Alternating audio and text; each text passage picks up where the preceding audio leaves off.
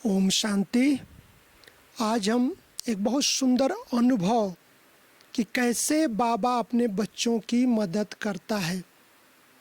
जब बाबा ऑटो में साथ बैठ गए, ये अनुभव कमला बहन बहुत सुंदर अनुभव, जबलपुर की कमला बहन बहुत सुंदर अनुभव सुनाया कि मेरे 2 बच्चों की असमय मृत्यु हो जाने के कारण मैं बहुत दुखी थी, तनाव में थी, उदासी से गुजरी कि एक दिन अचानक से ब्रह्मा कुमारी सेवा केंद्रों के तरफ जाते हुए मेरे पाँव नहीं रुके और मैं अंदर चली गई।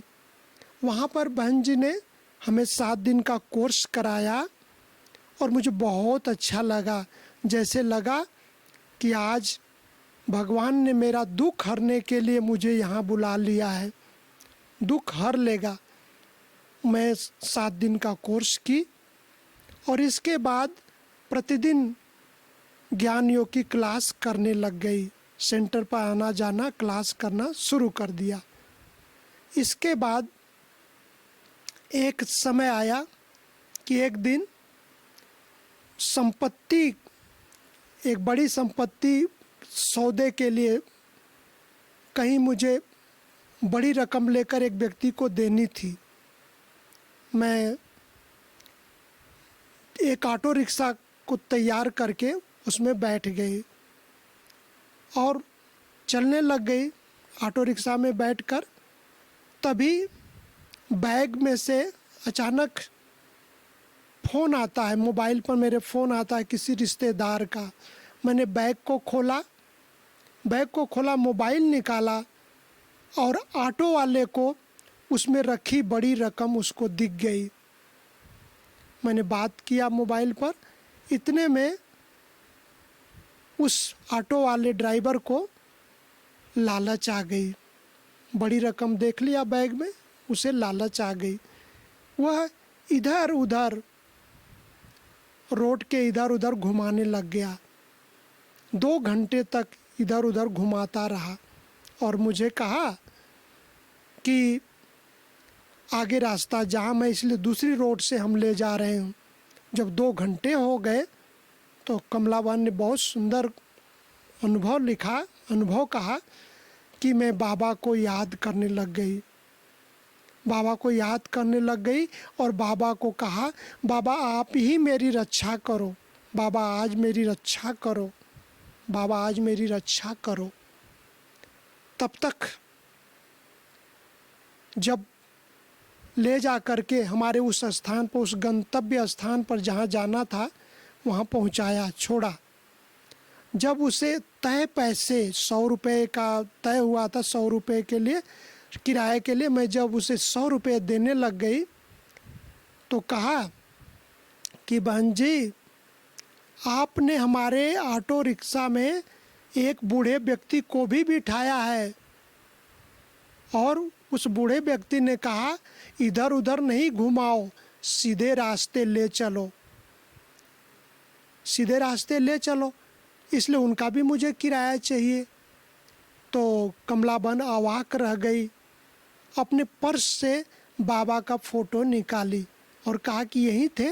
बोला, ऑटो रिक्शा वाला ने कहा हाँ यही दादा थे, यही दादा थे। तो मैंने खुशी खुशी से उसे 100 रुपये और दिए।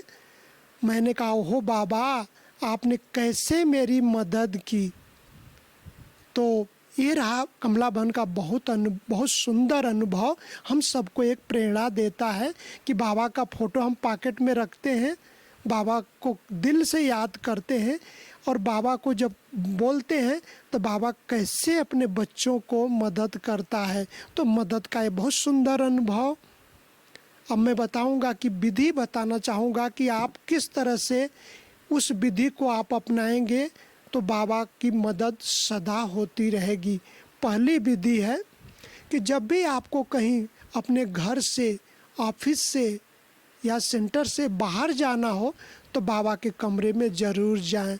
बाबा को बताएं, बाबा को बता करके बाबा को साथ लेकर जाएं तो बाबा की मदद होती रहेगी। हम सबको अनुभव है, बीच बीच में मैंने अनुभव भी सुनाया है कि कैसे बाबा हम सबको मदद करता है।